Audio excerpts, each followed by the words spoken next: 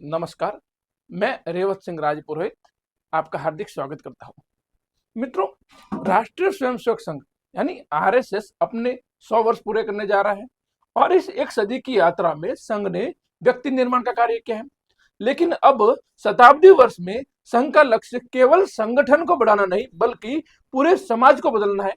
इसलिए सरसंघ चालक जी ने देश के सामने पंच परिवर्तन का आह्वान किया है। ये 5 बदलाव ऐसे हैं जो अगर हमारे जीवन में उतर गए तो भारत को विश्व गुरु बनने से कोई नहीं रोक सकता। तो आइए जानते हैं एक आम नागरिक के तौर पर आपकी और मेरी इसमें क्या भूमिका रहेगी। अगर हम पंच परिवर्तन की बात करते हैं तो इसमें है, पहला है सामाजिक समरसता, दूसरा है कुटुंब प्रबोधन, तीसरा है पर्यावरण संरक्षण, चौथा है स्वदेशी आचरण और पांचवा है नागरिक कर्तव्य। अगर हम पहला देखते हैं, पहला और सबसे महत्वपूर्ण परिवर्तन है सामाजिक समरसता। तो मित्रों, इतिहास गवाह है कि जब जब हम जातियों में बंटे तब तब विदेशी आक्रांतों ने इसका लाभ लेके हमें गुलाम बनाया और आज भी जातिगत भेदभाव हमारे समाज में एक कलंक के समान है।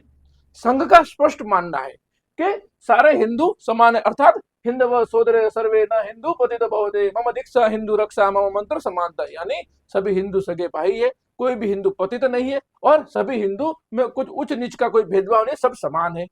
तो इसमें हमें क्या करना चाहिए, जो सार्वजनिक स्थान है जैसे कि मंदिर है, शमशान है, पानी है, गार्डन है, होटल है, जो भी है, वो समाज के हर एक वर्ग के लिए समान अधिकार होना चाहिए, उसमें कुछ भेदभाव नहीं होना चाहिए। फिर हम अपने स्तर पे क्या कर सकते हैं, तो मान लीजिए कि आपके घर पे कोई आपका कर्मचारी है या आपका ड्राइवर है, तो क्या आप जब वो आपके घर पे आते हैं तो आप उसी गिलास में उनको पानी देते हो जिस गिलास में आप पानी पीते हो, या फिर कभी आपने उनके साथ एक टेबल पे भोजन किया है? अगर आपने किया है तो आप सामाजिक समरसता का पालन करते हो, तो सही बात है। लेकिन अगर नहीं किया तो हमें हमारे से शुरुआत करनी पड़ेगी। इसलिए जब तक हम ही अपने भाई को गले नहीं लगाएंगे तब तक अखंड भारत का जो सपना है वो अधूरा रहेगा। इस समरसता केवल भाषणों में नहीं लेकिन हमारे व्यवहार में दिखनी चाहिए, यानी हमें समाज में जाति जाति का भेद खत्म करके समाज में सबको एक समान स्तर पे लाना चाहिए। फिर दूसरा परिवर्तन देखते हैं तो वो है कुटुंब प्रबोधन। आज भारत में बड़ी बड़ी इमारतें तो बन रही है लेकिन हमारे परिवार और हमारे घर टूट रहे। हमारा पाश्चात्य संस्कृति का अनुकरण, हमारे मोबाइल की लत और एकल परिवार की होड़ के कारण हमारे रिश्ते को खोखला कर दिया है और समाज में जो वृद्धाश्रमों की जो संख्या बढ़ रही है वो चिंता का विषय है। तो संघ का आग्रह है कि अपने परिवार को जोड़ने के लिए हम ज्यादा कुछ नहीं, कुछ छोटे छोटे नियम बनाए, जैसे कि साप्ताहिक भोजन एक साथ करें, सप्ताह में एक बार पूरा परिवार साथ में भोजन करेंगे। फिर ये डिजिटल उपवास, अर्थात हमें जो डिजिटल उपकरण उनका त्याग करें, सप्ताह में एक दिन उनका त्याग करें। अगर वैसा नहीं कर सकते तो जब हम भोजन करें उस समय तो टीवी और मोबाइल को पूर्णतः बंद कर दें। तीसरा है संस्कार संवाद, अर्थात अपने बच्चों को अपनी कुल, अपने परंपरा, अपने महापुरुषों की कहानी और अपने गांव का इतिहास बताए। याद रखिए, एक संस्कारित परिवार ही एक संस्कारित राष्ट्र की पहली पाठशाला होती है। तो हमें कुटुंब प्रबोधन में ज्यादा कुछ नहीं, ये छोटे छोटे जो समाधान है उनका ही पालन करना है। तत्पश्चात हम आगे बढ़ते और देखते हैं तीसरा सबसे महत्वपूर्ण परिवर्तन है, वो है पर्यावरण संरक्षण। भारतीय संस्कृति में हम धरती को माता और प्रकृति को देवी मानते हैं और इसकी पूजा करते हैं, लेकिन विकास की इस दौड़ में हमने अपनी हवा और पानी को जहरीला बना दिया है एवं ग्लोबल वार्मिंग से आज पूरी दुनिया उस समस्या से जूझ रही है।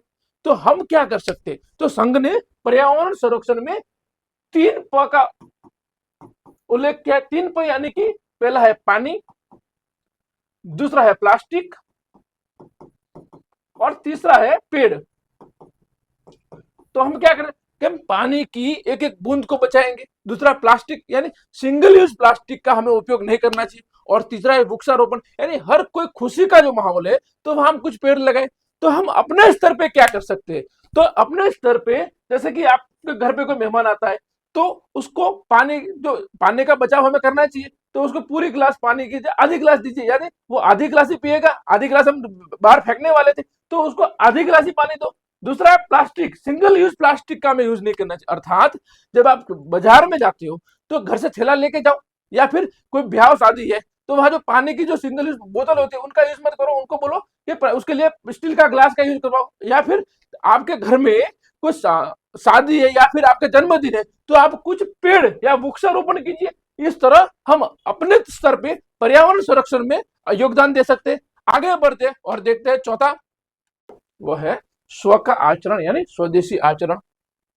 तो आजादी के 75 साल के बाद भी हम मानसिक रूप से आजाद नहीं है। आज भी हम अपनी भाषा बोलने में शर्म करते और विदेशी ब्रांड के पीछे भागते।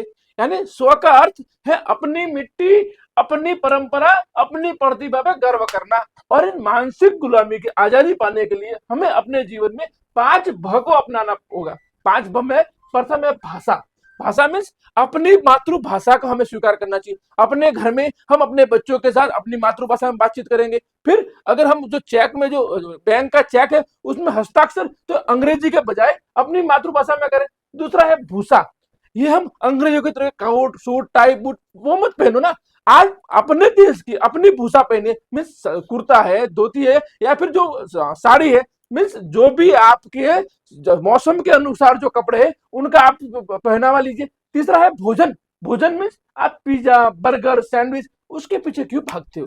अपने पास अपने इतना स्वादिष्ट भोजन है और अपना भोजन कोई नॉर्मल नहीं है, वो एक औषधीय गुण भी होते हैं उसमें। तो अपने जो मोटे अनाज है उनका हम भोजन में स्वीकार करें। फिर है भवन। भवन है जो ये कांच के बंद मकान ऐसा क्यों बनाते हो? प्राकृतिक रूप से जो हमारे जो हवादार मकान थे वैसे बनाओ जिससे प्राकृतिक रोशनी भी आपको मिलेगी। और फिर आपके जो तो आंगन है उसमें तुलसी का क्यारा भी रखो तो उसका भी औषधि गुण आपको मिलता रहेगा। चौथा है भ्रमण। हम आज घूमने के लिए विदेश जाते हैं या फिर कोई दूसरे देश जाते हैं, वैसा मत कीजिए। पहले आप अपने देश को देख लो, अपने देश को पहचान लो, अपने देश के जो पर्यटक स्थल है, तीर्थ स्थान, वहां जाओ। मीन्स आप इन 5 भ के थ्रू अपने जीवन में स्वदेशी आचरण ला सकते हो। तो उसमें हम क्या कर सकते हैं कि जैसे दिवाली है तो वहां पे चाइनीज लाइट के बजाय हम अपने शहर के कुम्हार के पास जाए और कुछ मिट्टी के दिए खरीदे। और क्या कर सकते हैं, जो आपका बैंक का जो चेक है, हस्ताक्षर है, उसमें हिंदी भाषा में, अपनी गुजराती भाषा, मराठी भाषा, तमिल, तेलुगु कोई भाषा में सही करो। यानी आप विदेशी भाषा को यहाँ पे धीरे धीरे आप उसको त्याग करना शुरू कर दो। फिर आखिरी और 5वां है नागरिक कर्तव्य। हम अक्सर अपने अधिकारों के लिए लड़ते हैं, धरने देते हैं, लेकिन अपने कर्तव्य या अपनी ड्यूटी को भूल जाते हैं। एक महान राष्ट्र वही बनता है जिसके नागरिक अनुशासित होते हैं। एक अच्छे नागरिक के लक्षण क्या है? तो वो अपने संविधान और अपने कानून का पालन करता है, वो अपने सड़क पर ट्रैफिक नियमों का पालन करता है, मीन अपनी सार्वजनिक संपत्ति को नुकसान नहीं पहुंचाता है, और ईमानदारी से टैक्स भरता है, मतदान करता है और स्वच्छता में अपना योगदान देता है। संघ का मानना है कि केवल अच्छे कानून बनाने से देश नहीं बदलेगा, जब तक नागरिक अनुशासित नहीं होंगे तब तक व्यवस्था नहीं सुधरेगी। तो हमें अपने स्तर से क्या करना चाहिए? तो हमें अपने स्तर पे अपने कानूनों का पालन करना चाहिए, हमने सार्वजनिक संपत्ति को नुकसान नहीं पहुंचाना चाहिए। और जहां जैसे कि हम गार्डन में गए या कुछ जाहिर स्थान पे गए तो वहां पे हमें कोई स्वच्छता रखनी चाहिए, कूड़ा कूड़ेदान में डालना चाहिए। तो ये अपने स्तर पे हम ऐसे छोटे छोटे बदलाव कर सकते हैं। अंततः हमने देखा संघ के 5 परिवर्तन: सामाजिक समरसता, कुटुंब प्रबोधन, पर्यावरण संरक्षण, स्वदेशी आचरण और नागरिक कर्तव्य। यह केवल 5 बिंदु नहीं है, ये एक नए भारत का मैनिफेस्टो है। अगर आज हम इन 5 बातों का अपने जीवन में उतार लें और तो दुनिया की कोई भी ताकत हमें अपने परम वैभव से जाने से नहीं रोक सकती। तो आप इनमें से किस परिवर्तन की शुरुआत आज से करते वो हमें बताइए, कमेंट करके हमें जरूर बताना। अगर आपको ये जानकारी बहुत महत्वपूर्ण लगी है तो इस वीडियो को अपने परिवार और मित्रों के साथ साझा करिए, शेयर करिए और लाइक कीजिए। धन्यवाद। जय हिंद, जय भारत।